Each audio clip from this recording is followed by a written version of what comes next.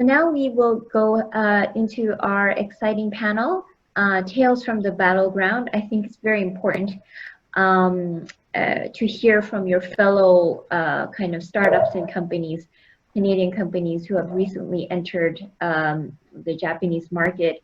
And we look forward to hearing from Mehdi from Data Performance and Michael from Mapped-In. And this panel will be moderated by Nia. So on to you guys, and look forward to hearing your stories and advice. Hello, everyone. Good evening and good morning. My name's Nia. Thank you, Rowena, for the introduction, and everyone for your great presentations. I think to start us off, it'd be great if both Michael and Mehdi could give us a quick introduction about themselves, a bit more about their company and what they're doing, just to kick us off. Yeah, of course. I can go ahead and start. Yep, no worries at all. So my name is Michael Paskin. I'm in charge of the Asia region for Mapped-In as well as North America, but I was tasked to pick a specific region, and the Japanese market was perfect for us at Mapped-In. And Mapped-In, what we do, we specialize in the digitization of the indoors, essentially making them discoverable. We create a digital twin of the physical space, and this is used as the foundation to create different technologies on top of that, whether it be wayfinding, smart buildings, asset tracking, and the list kind of goes on and on. Hello, everyone. Good morning, good evening. So my name is Mehdi. I'm the CEO and the co-founder of Data Performance. We are specialized in designing deep learning algorithms, particularly for manufacturing sector and automotive sector. We basically designed and built an end-to-end automatic computer vision solution that helps like different manufacturers to automate inspection processes and all. Thanks. Great, thank you so much. So I think it'd be great to start off with what your first impressions were, expectations versus reality into the Japanese market before you entered, and kind of how has that evolved during your time here. Do you want to start, Mehdi, first? Yeah, sure. Yeah, basically, the first time I arrived in Tokyo, it was like, wow, I think everybody else, because it's a pretty impressive city, impressive country, impressive culture that I learned a lot about this culture like long time ago, and I had the chance to visit. So what's interesting about Japan is, like Alex already mentioned, it is the third biggest market in the world, and which is like, I don't see a lot of entrepreneurs having like Japan as a first or second priority. Generally, like it's like a side market, which it should not be at all. And I validated like basically like this huge opportunity thanks to the CTA acceleration program, where I can literally validate the fact that the market is huge. And even the culture, like there is maybe some distance between the Canadian culture and the Japanese culture, but at least I think both, they are sharing a lot of values. Like both of Canadians and Japanese, they are known of very safe transactions, for example. Both of them also, like, they are not risk takers in the same, in some way. So it was interesting basically to discover like the culture, and to discover also like, yes, it's a bit sometimes hard to get in Japan, but it's not that impossible, even for not a huge startup like us, for example. Michael, would you like to add to that? Yeah, no, I absolutely agree with everything he pointed out. I think one of my biggest like expectations, and the thing I was most wrong about, was I thought that I could go into the Japanese market and treat it as any other Western market. I thought that it was going to be something I could push opportunities down the pipeline, push it quickly, consistently do maybe calls or emails, and not need to establish that relationship from the get-go. And I've never been more wrong in my life. The reality of the situation came when I needed to understand, okay, this there's obviously a very different business culture to this country. There's a lot of things that as a foreign company coming in, you do get a slide on certain things, but that only lasts for so long. And the reality of it set in basically understanding that the firm relationships needed to be had. You needed to go and have these in-person meetings. You needed to go and establish the relationships, understand who the people you're speaking with are, similar to what I think Alexandre had mentioned earlier. And then you can begin fleshing out the products that you're looking to sell or help to bring to this company.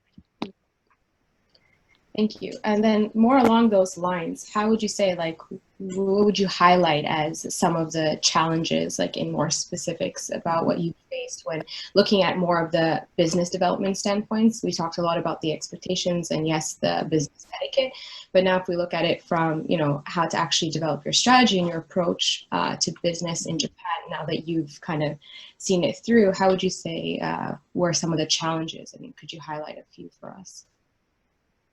Yeah, I can go ahead and start with that. So the main challenge, and the obvious one, is there is a language barrier.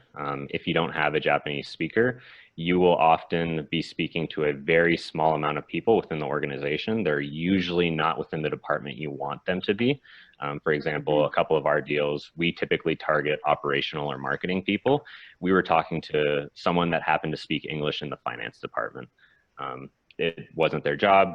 They were doing the translations. They might not have known the normal terms that a marketer or an operation team would be using. So the language barrier was definitely one of the larger hurdles that we had to overcome. Mm-hmm. Interesting. I can say maybe for sure, like the sales cycle is a little bit longer than any other country that I discovered through my business. But at the same time, for us, for example, we shifted our strategy to try to get bigger contracts that could basically pay for the time of like market discovery and business development. So generally for us, for example, Japan, what we are trying to look for is mainly partnership, joint ventures, where we can design like a long-term like relation. So from the start, like we are not planning like to have like very fast contract and revenue coming from Japan. So we was like a little bit ready on this point. And there is also like some minor challenges that are very particular to Japan. For example, the business cards. I saw Alex mention that. So, you know, I remember the first travel I got like suggested to have Japanese business cards, and it was very pretty business cards because it was very minimalist at all. By the way, even the Canadian version became like this. So, you know, I was impressed like how business cards are important. Like I remember the first meeting, like the first thing that happened is people exchanged business cards, which is not something that happens often, for example, in Canada or in the US, right? So it was very interesting, but still, I think for late stage startup, even mid stage like us startup that are looking for strategic moves, strategic investors / strategic like partners, Japan is definitely like the right place to where they need to go. Great. Just to follow up to you, Michael, when you said that language was one of the bigger kind of challenges, would you say that, how would you say you've kind of overcome that in a degree, so that way you can talk more directly to the people that are necessary, but also to get them to understand, like you said, you know, their expertise is like, let's say in finance, or maybe they're even a translator, and, you know, it's important that people can understand the technology behind what you do. So did you guys come up with a solution, or how did you go around that to improve? Absolutely. So our strategy, my strategy specifically, I had 3 different paths that all met in the middle. So the first one was actually I started to learn Japanese myself to get myself to a point where I could at least not playfully, but show that I was interested in the market, and ultimately Mapton was interested in the market. So that was more of a personal thing. Obviously, each company is different.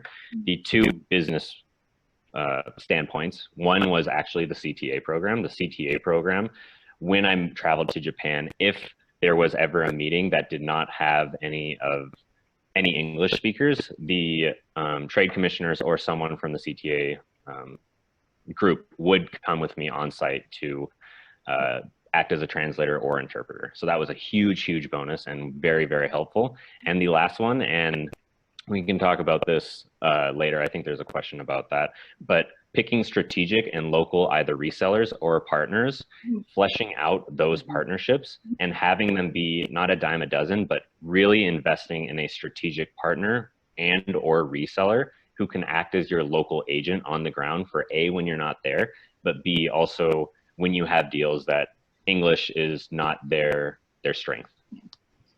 Okay. There's a lot of potential in Canadians if we kind of stick to our home and try to do something for our community. So I think that to me is the advantage that we have to bring to Japan. Definitely perspective and very smart people, I feel. And also just the sense that we are easy to communicate with, I feel is the most common feedback I get from Japanese clients. Like, you're very easy to communicate with, very easy to connect with. So yeah, I don't know, Michael, Mehdi, please correct me if I'm wrong. It has been a while since I've been in Canada, but that's what I've been told. No, I think you're totally right. And this is the same also feedback I got like from Japanese friends regarding Canada, and especially every time like there is this comparison between Canada and the US, right? And especially in terms of corporation, relation and all.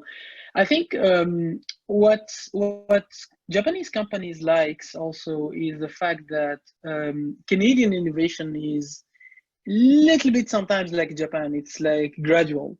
It's like Canadians are not disruptor like California, for example, where like I want to change everything tomorrow, right?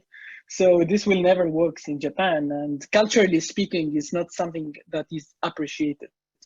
In Canada, I think if we notice like most of the innovation of the tech companies, generally they took longer time to innovate, but in a very safe steps.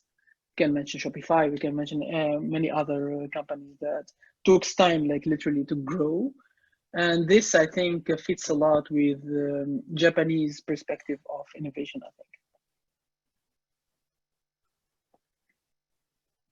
think.